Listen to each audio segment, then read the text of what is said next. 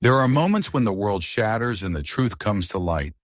Today you'll witness a story that grips you from the very start. Subscribe, hit like, and tell us in the comments where you're watching from. The late morning sun cast long streaks of light through the dusty blinds of the small-town diner on Westfield Avenue. It was the kind of place where the regulars came in every day at the same time, ordered the same thing, and left a few dollars tip under a chipped mug.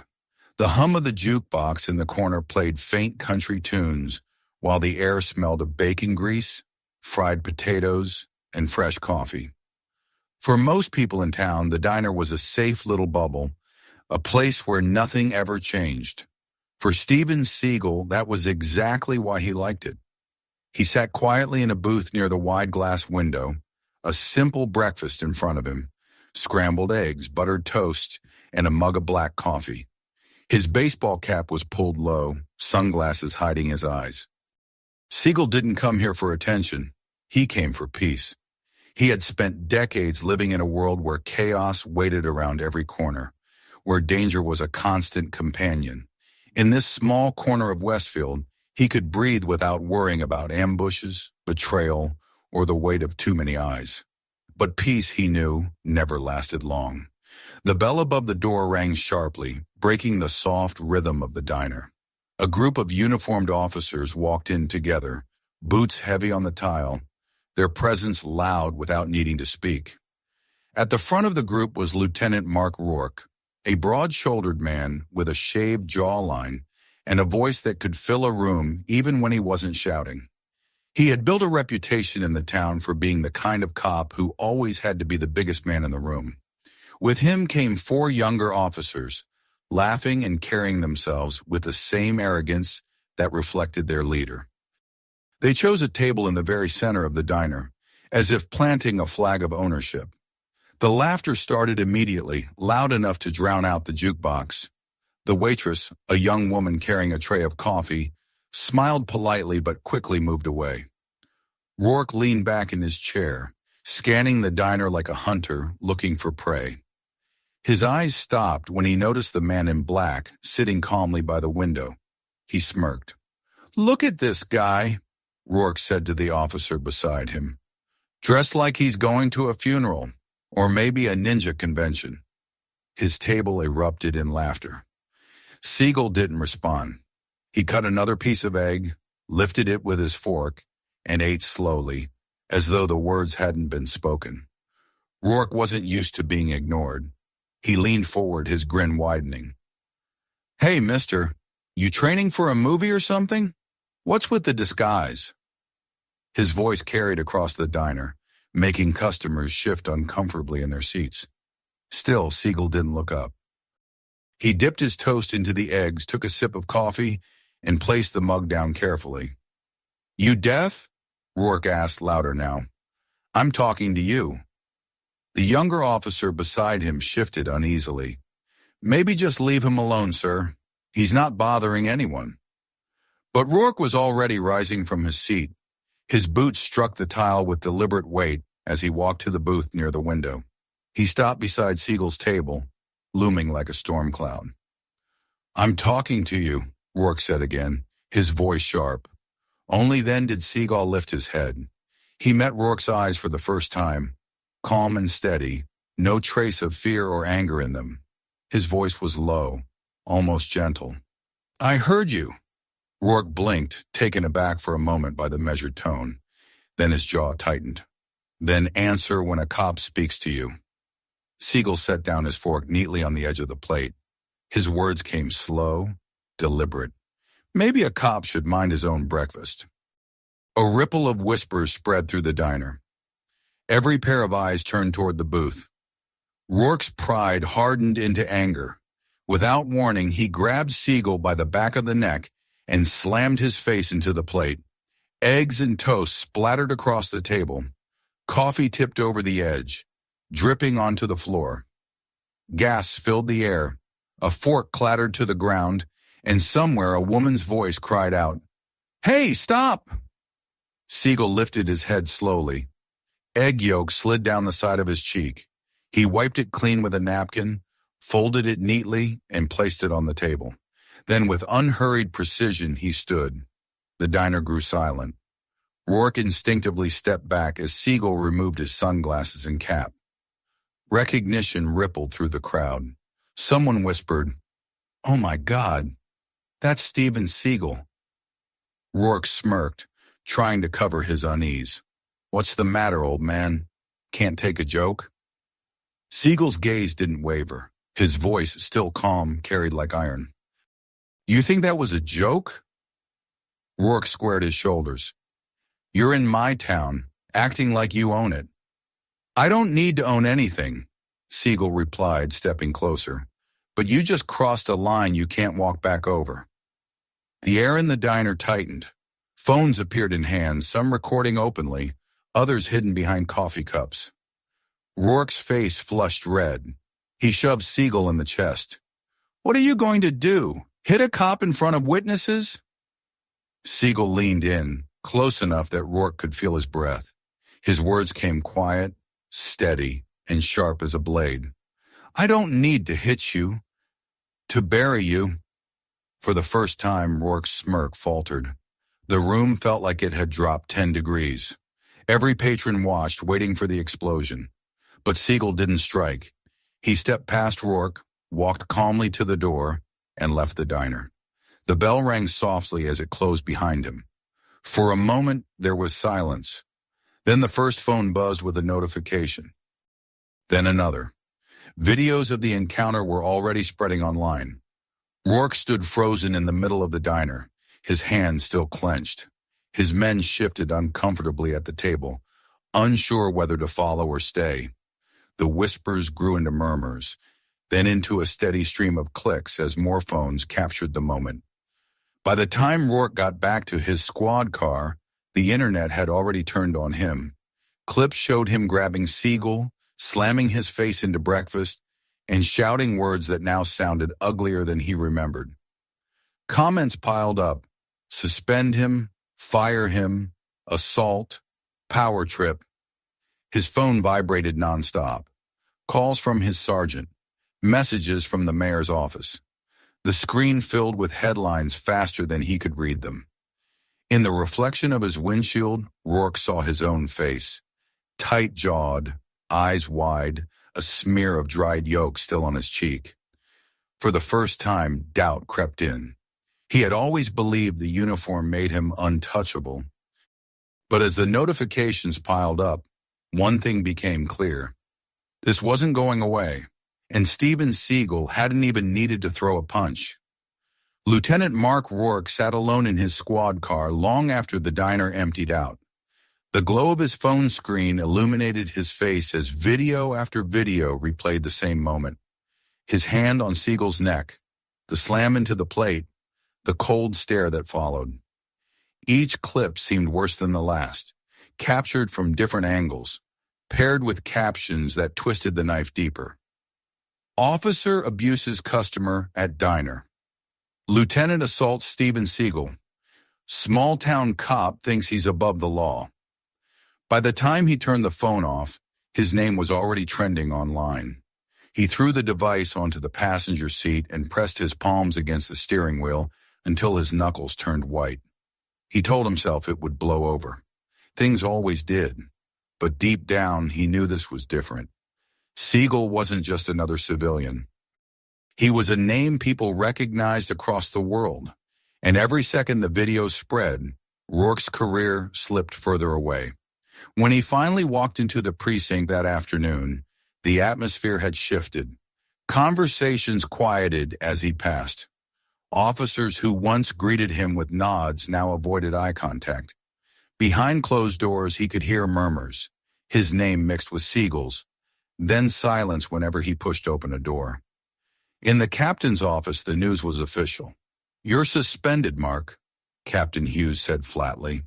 He was a heavy-set man with thinning gray hair, usually sympathetic to his officers. Not today. Effective immediately. Internal Affairs is already on this. The mayor's breathing down my neck, and the press wants blood. Rourke's jaw tightened. It was just some has-been movie star looking for attention. Hughes shook his head. Doesn't matter. The video doesn't lie. You humiliated a man in public, and now the whole world's watching. Go home. Let the lawyers sort it out. Rourke opened his mouth to argue, but stopped. The look in Hughes's eyes wasn't anger. It was resignation. The kind that said, this is bigger than me, bigger than you. By the time Rourke left the station, the suspension paperwork in his hand, cameras were waiting outside. He shoved past them, ignoring shouted questions. His house wasn't safe either. 2 reporters were parked across the street, lenses aimed at his windows. His wife, Anna, greeted him at the door with eyes full of fear. "What did you do, Mark?" she asked. "Nothing," he snapped, brushing past her. "It's all blown out of proportion." But the words sounded hollow, even to him. That night, sleep never came. Every time he closed his eyes, he saw Seagal's calm expression, heard the quiet promise. You just crossed a line you can't walk back over. The next morning, a package arrived on his doorstep. No address, no return label, just his name written in black marker. Inside was a single photo. Rourke standing outside the diner, face twisted in anger, yolk dripping down his cheek. Scrawled on the back were 4 words, "The world is watching." He slammed the photo down onto the kitchen table, his pulse pounding. Anna picked it up with trembling fingers. "Who sent this?" Rourke snatched it back. "Probably some punk trying to scare me." But he didn't believe it. The handwriting was deliberate, almost neat. Whoever sent it wanted him rattled, and it was working. Later that week, while trying to clear his head, Rourke drove aimlessly through the streets of Westfield. That's when he saw another message spray painted in red across the wall of an abandoned warehouse. His name in bold letters, followed by the word abuser. He slammed the brakes, stepped out, and stared. A group of teenagers across the street pointed phones at him, recording. He shouted, "Get out of here!" But they only laughed and ran. Within an hour, clips of him yelling in the street appeared online. It wasn't just bad luck. Someone was orchestrating this. The realization grew heavier when a second package appeared. This time it contained a USB drive. Against his better judgment, Rourke plugged it into his laptop. A video played, shaky footage of him leaving his house that morning, close-up shots of his face, his car, even Anna walking into the grocery store. The voiceover was calm, deliberate, unmistakable. Steven Seagal. "You think power protects you," the voice said, "but the only thing power does is reveal who you are when you think no one is watching. The world is watching now." The screen went black. Rourke ripped the drive from the laptop, his breathing shallow. Seagal wasn't just a man who had humiliated him in a diner. He was tracking him, shadowing him, pulling strings to make sure every weakness, every mistake, was dragged into the light. That night, Rourke met with Detective Aaron Keene, an old colleague who still respected him. They sat in the back booth of a rundown bar on the edge of town, voices low. "This guy's playing you," Keene said, "and he's good at it. You need to push back." "How?" Rourke demanded. "Every move I make, it ends up online. He's making me look like a fool." Keene leaned closer. "You dig into his people. Guys like him never operate alone. Find out who's helping him, and you'll find his weak spot." Rourke thought of the lawyer he'd seen at Seagal's side once before, Michael Harrington, a local defense attorney with a reputation for stirring trouble against the police. Rourke had dismissed him as a nuisance, but maybe Keene was right. Maybe Harrington was the key. "Start there," Keene said, sliding a folder across the table. "I pulled some records on Harrington. He's tied to a case a few years back. Police misconduct, cover-ups, witnesses gone missing. Ring any bells?" Rourke flipped through the papers, his eyes narrowing. One name stood out. Victor Hale, a man who had filed a brutal lawsuit against the department, claiming abuse before vanishing without explanation. He felt a spark of something he hadn't felt in days control. Maybe Seagal thought he could play puppet master, but two could play that game. If Harrington had skeletons in his closet, Rourke would find them. And when he did, Seagal wouldn't look so invincible anymore. But as he drove home, another thought gnawed at him. For all his bravado, Seagal hadn't laid a finger on him. He hadn't needed to. And that terrified Rourke more than any punch could have. Outside his house, the cameras were gone. For a moment, the street was quiet. Too quiet. Then he noticed it. A single car parked across the road, engine off, windows tinted. It hadn't been there before. Rourke stood on the porch, staring. The engine roared to life, and the car pulled away slowly. But not before he caught sight of the driver's silhouette, calm, steady, unmistakable. Steven Seagal. Rourke's fists clenched at his sides. The game had only just begun. The Westfield courthouse stood like an aging monument, its stone walls chipped and stained from decades of rain and neglect. Mark Rourke had been there countless times, usually standing tall in uniform, testimony rehearsed, certain of the outcome before a trial even began. But this time he wasn't walking in as a witness or protector of the law. He was a suspended officer, a man clinging to what was left of his reputation.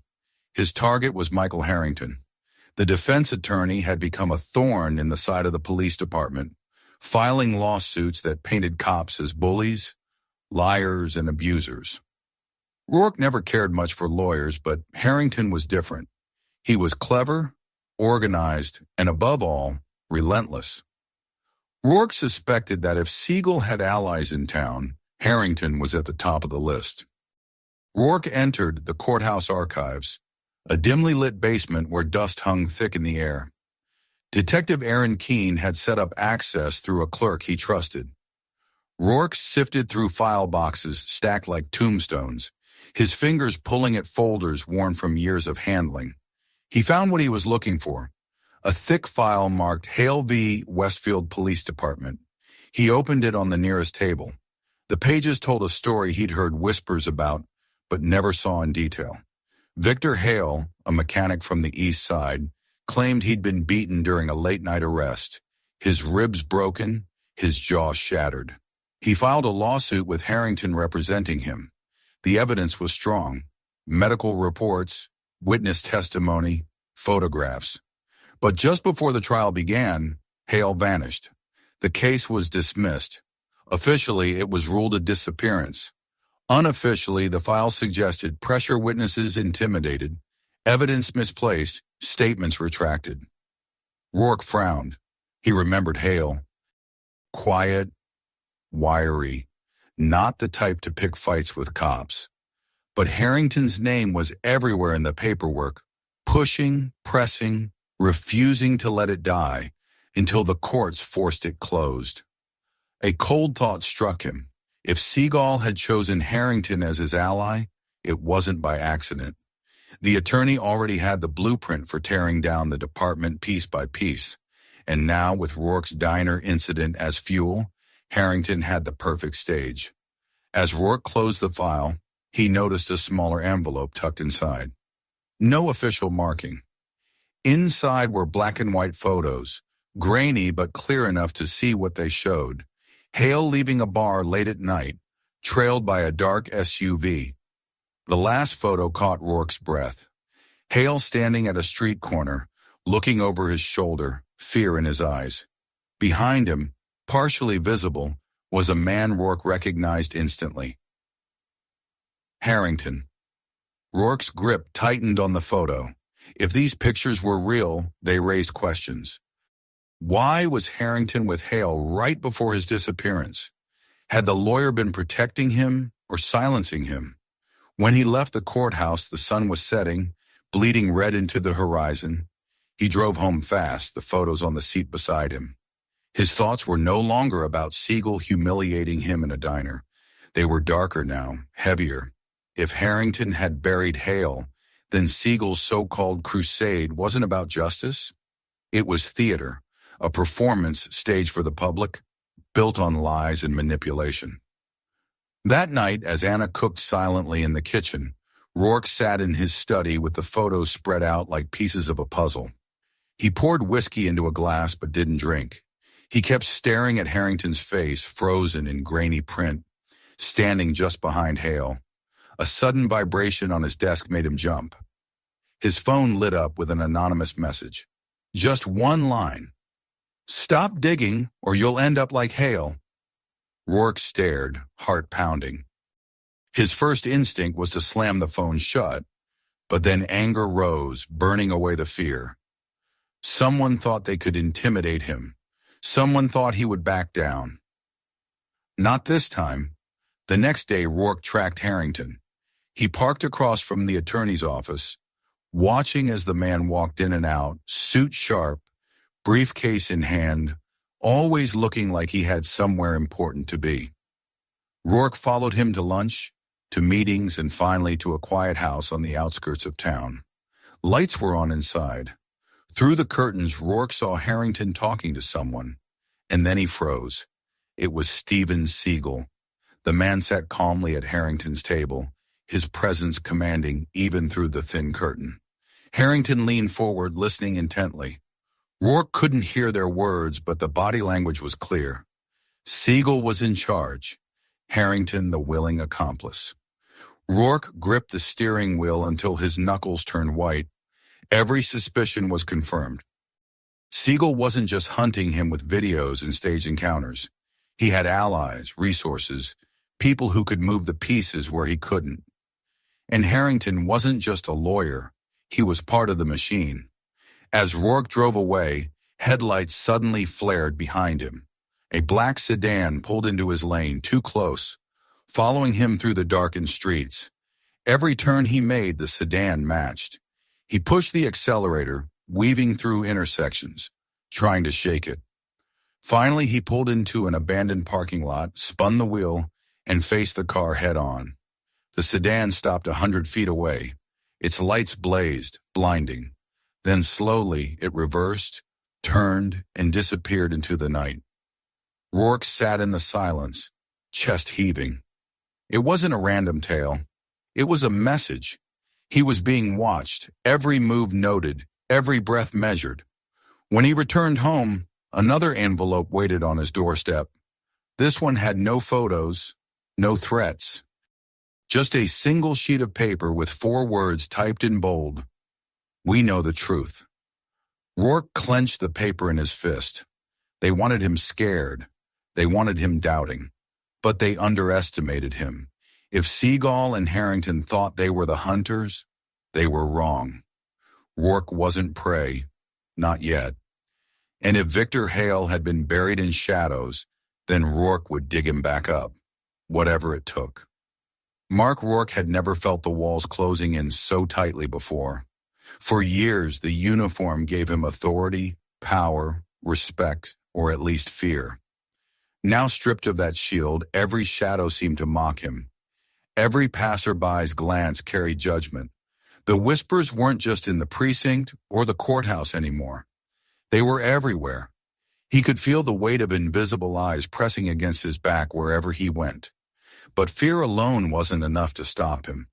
If Steven Seagal and Michael Harrington thought intimidation would drive him into silence, they were wrong.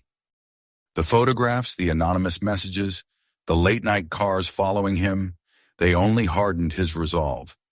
If Harrington and Seagal had buried the truth about Victor Hale, then Rourke would uncover it.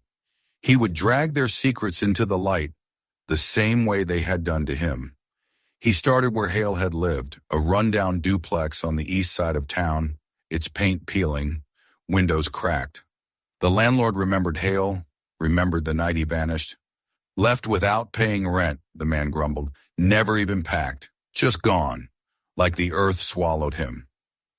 But neighbors told a different story. An old woman across the street recalled seeing unfamiliar cars parked near Hale's house days before his disappearance. "Men in suits," she whispered. "Not police, not locals. They came late at night, stood outside talking. Then one night, Hale was gone." Rourke scribbled notes, piecing the fragments together. The picture wasn't clear yet, but the edges were forming. Harrington had been close to Hale. Seagal had reasons for targeting corrupt cops, and now both men were working together. The trail led him next to the county records office, where he dug through property deeds, financial statements, and court filings. Buried in the paperwork, he found something strange. Hale had left behind no bank withdrawals, no activity, nothing after the night he vanished. But one document stood out: an insurance policy taken out months earlier, naming Harrington as the executor. Rourke's gut twisted. Lawyers didn't just become executors for clients without reason. By evening, his head pounded from the weight of information. He returned home to find Anna waiting in the living room, her arms crossed, worry etched deep into her face. "Mark, this has to stop," she said. "These people, you don't even know how far they'll go. Whoever's sending those messages, watching us, it isn't safe." He dropped the files onto the coffee table. "It's not about safe anymore. They're trying to destroy me, Anna. Everything I've built. If I don't fight back, I'm finished." Her eyes glistened. "And what if fighting back destroys us?" He didn't answer. He couldn't, because deep down, he feared she was right. The next morning, he woke to the sound of his phone buzzing on the nightstand. A new video had gone viral overnight. His stomach turned when he saw the thumbnail. It was him, filmed in secret, sitting in his car outside Harrington's office. The caption read, "Disgraced cop stalking civilians." The footage had been cut to make him look deranged. Zoomed-in shots of his face, his hands gripping the wheel, his lips moving as if muttering threats. Whoever edited it knew exactly how to twist the knife. Anna stormed into the room holding her own phone. "Mark, what is this? Why are they doing this to us?" He pulled on his shirt, his jaw clenched. "Because they're scared. They know I'm close to something." But doubt gnawed at him. Was he close, or were they just pulling him deeper into their trap? Later that day, Rourke met Keene again in the back of the bar. He spread the insurance document and photographs across the table. "Harrington's in this deeper than we thought. He had ties to Hale, executor on his insurance. Last man seen with him before he vanished. And now Seagal's at his side." Keene leaned back, rubbing his jaw. "That's dangerous ground, Mark. If Harrington really knows what happened to Hale, he's not going to let you dig it up." "I don't care," Rourke snapped. "If I go down, I'm not going down alone." Keene studied him for a long moment. "Be careful. You're not fighting street thugs. You're fighting people who know how to turn the truth inside out. They'll use your own shadow against you." That night, as Rourke drove home, his headlights caught something on his front porch. Another envelope. He parked, walked cautiously, and picked it up. Inside was a single photograph. Anna leaving the grocery store earlier that day, bags in hand. On the back, the words were typed in bold. "Protect your family. Stop digging." His blood ran cold. This wasn't just about him anymore. They were reaching into his home, his life, threatening the one person he couldn't bear to lose. For the first time, real fear gripped him. He sat in the darkened living room long after Anna went to bed, the photo clenched in his hand. If he kept pushing, they might hurt her. If he stopped, they would destroy him anyway. The next morning, he made a decision. If Seagal wanted to play games in the shadows, Rourke would drag him into the open. No more quiet investigations, no more whispers in the dark. He would confront Seagal face to face, strip away the calm mask, and show the world the truth. He tracked Seagal to a community center downtown, where the man was giving a speech about accountability, justice, and reform. Cameras filled the room, reporters hanging on every word. Harrington stood nearby, nodding like a loyal disciple. Rourke pushed through the crowd, his voice rising above the noise. "You're a fraud!" The room fell silent. All eyes turned as Rourke pointed directly at Seagal. "You think you can hide behind your speeches? But I know what you've done. You and your lawyer here, you silenced Hale. You buried him! Gasps rippled through the audience. Harrington's expression remained calm, but his eyes narrowed. Seagal didn't flinch. He simply looked at Rourke, steady, unshaken. Do you have proof? Seagal asked, his voice calm, measured. Rourke's hands shook as he pulled the photographs from his pocket, waving them in the air. I've got enough to show everyone what you really are. Reporters surged forward, cameras flashing. But before Rourke could finish, a voice shouted from the back. Those photos are doctored. Another reporter chimed in. We've already verified them, they're fake. Part of a smear campaign. Rourke froze. The room turned against him in an instant. Whispers grew louder, people shaking their heads. On the big screen behind Seagal, someone projected the supposed originals, clean versions with Harrington nowhere in sight. Rourke's stomach dropped. They had outplayed him again. The evidence he thought was his weapon had been twisted into another humiliation. Seagal stepped forward, placing a hand on the podium. This is what happens when fear drives a man. He lashes out, desperate, clinging to lies. But the truth will always reveal itself. The audience erupted in applause. Rourke stood in the center of the storm, his face red, his hands trembling. Cameras captured every second, every grimace. Once again, Seagal hadn't needed to touch him. He had destroyed him with silence, patience, and the weight of the crowd. As Rourke stumbled out of the community center, the chants echoed in his ears. Fraud, liar, abuser. He realized then that the battle wasn't just about Hale or Harrington. It was about perception, about control of the narrative. And in that war, Seagal was winning. But deep down, beneath the shame and anger, a fire still burned. If Seagal wanted to play with shadows and light, then Rourke would burn the whole stage down. The fallout from the community center confrontation spread faster than wildfire. Every news channel replayed the footage. Mark Rourke storming in, shouting accusations, waving photos that were instantly discredited. Talk shows mocked him, commentators painted him as unstable, and social media crowned him as the disgraced face of a corrupt system lashing out its shadows. At home, Anna barely spoke to him. The silence was worse than her anger. She cooked meals she didn't touch, avoided his gaze, and slept facing the other side of the bed. One evening, when Rourke tried to reach for her hand, she pulled away. You're dragging us into something we can't fight, Mark. Don't you see?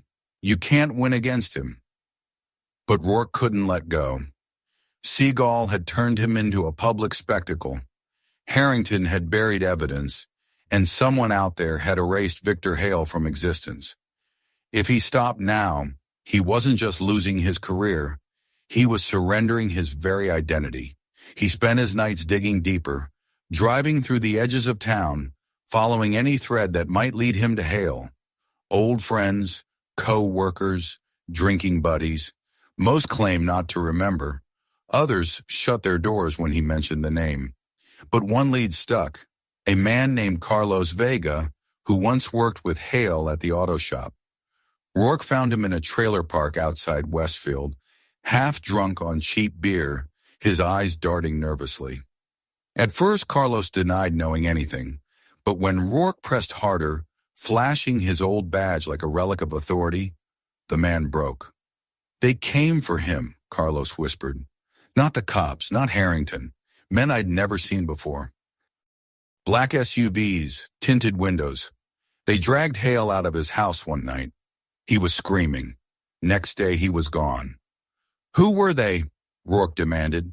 Carlos shook his head. I don't know, but Harrington?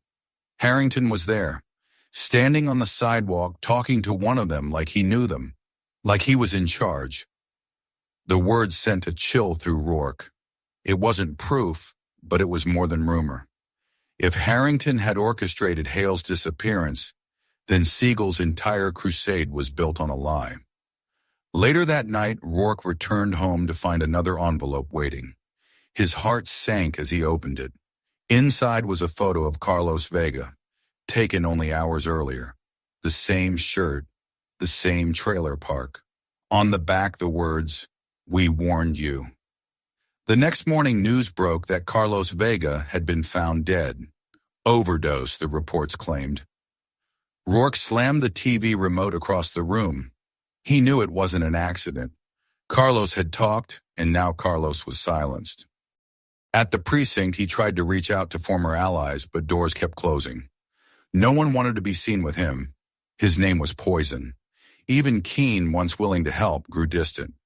When Rourke confronted him, Keene's words were sharp. "You're radioactive, Mark. Anyone near you gets burned. I've got a family to think about." Abandoned, cornered, and desperate, Rourke made his boldest move yet. He broke into Harrington's office under cover of night, slipping through a back window like a common thief. He searched drawers, filing cabinets, even the hidden safe behind a bookshelf. Inside, he found what he was looking for, a stack of old files marked Hale. But before he could read them, the office lights snapped on. "Looking for something?" The voice was calm, steady. Seagal stood in the doorway, his silhouette filling the room. Harrington appeared behind him, hands folded, his expression smug.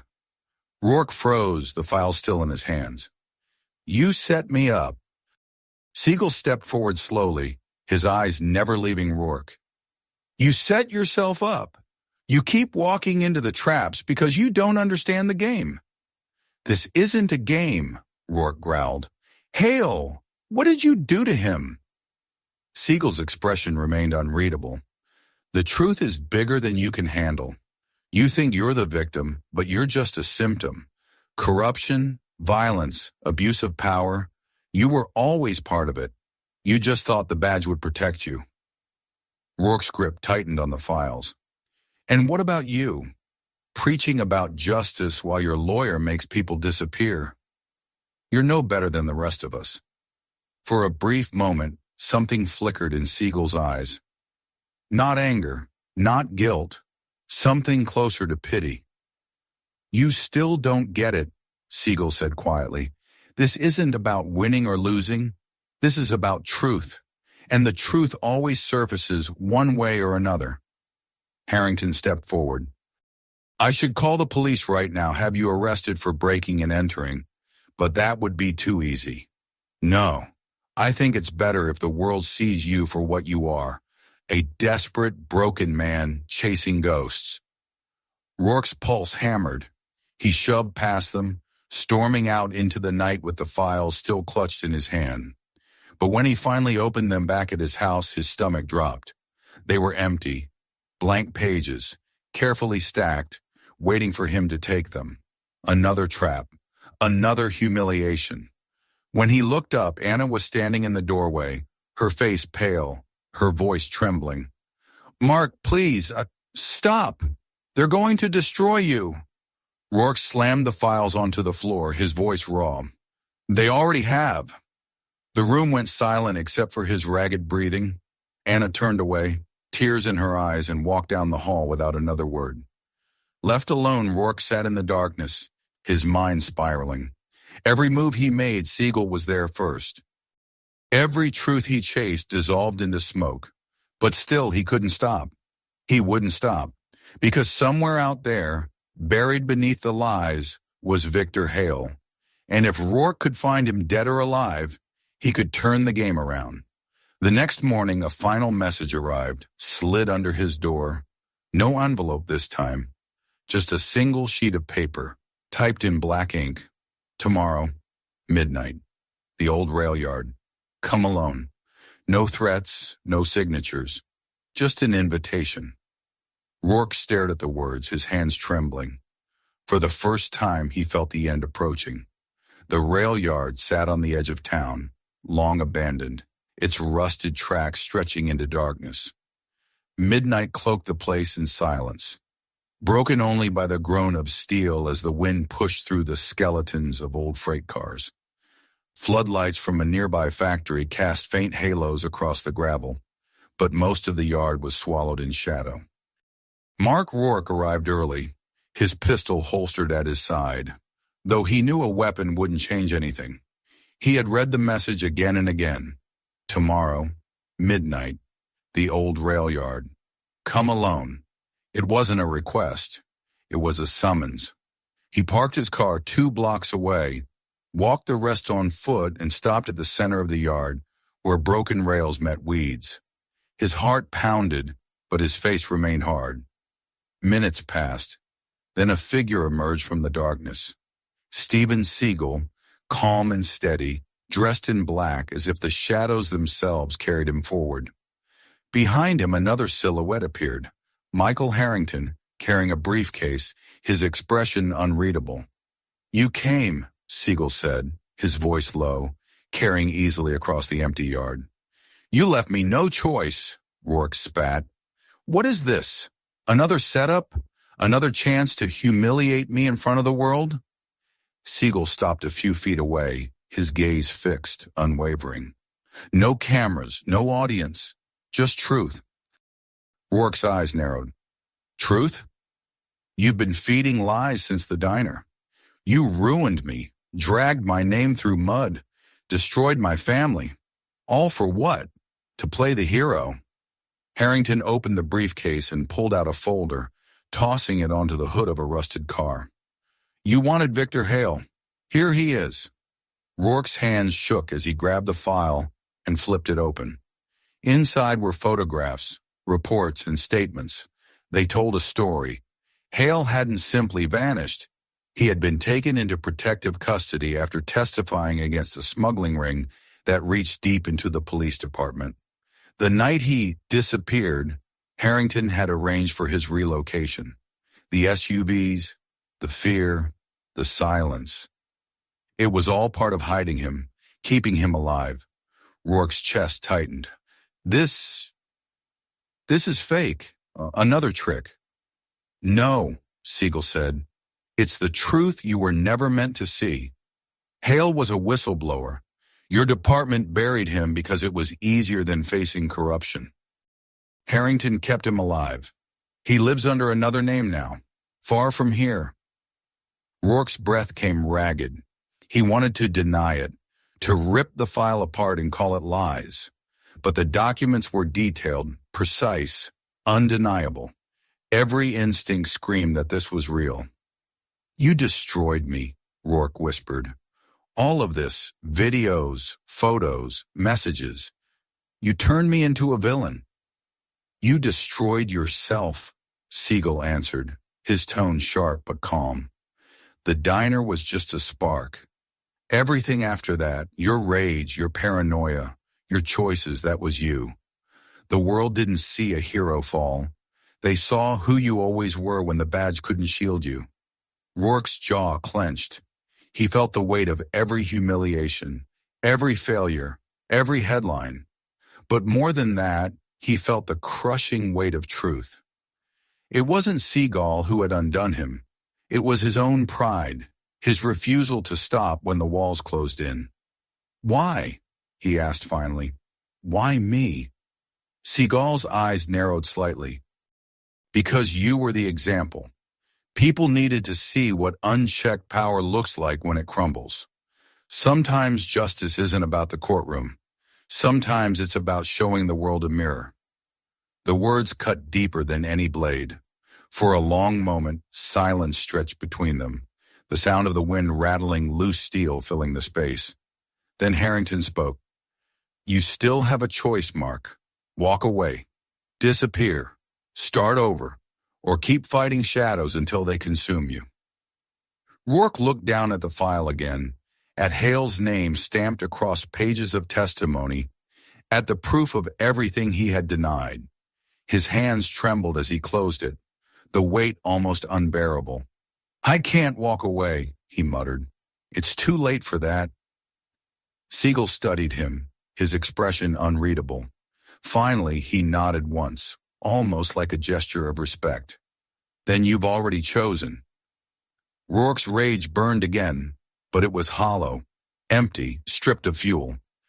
He wanted to draw his weapon, to make Seagal pay, to reclaim some sliver of power, But as his hand touched the holster, he froze. Seagal hadn't moved, hadn't flinched, hadn't prepared to strike.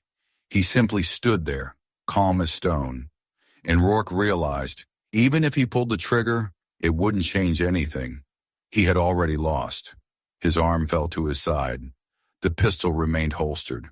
Seagal turned, walking back into the shadows, Harrington following. "This is over," Seagal's voice echoed softly across the rail yard. "What comes next is up to you." And then they were gone. Rourke stood alone in the cold night, the file still in his hands, his world shattered. He thought of Anna, of the life he had destroyed with his stubbornness, of the badge that no longer defined him. The silence pressed in heavier than before, not threatening, but final. He had wanted a fight. He had wanted vengeance. But all he had now was the truth, and the truth was heavier than any punishment. By dawn, the rail yard was empty. The tracks stretched endlessly, rusted and broken, leading nowhere. And Mark Rourke walked into the morning, a man stripped of everything but his own shadows. The story comes to an end, but the mysteries are only beginning to unfold. What happens next? You'll find out soon.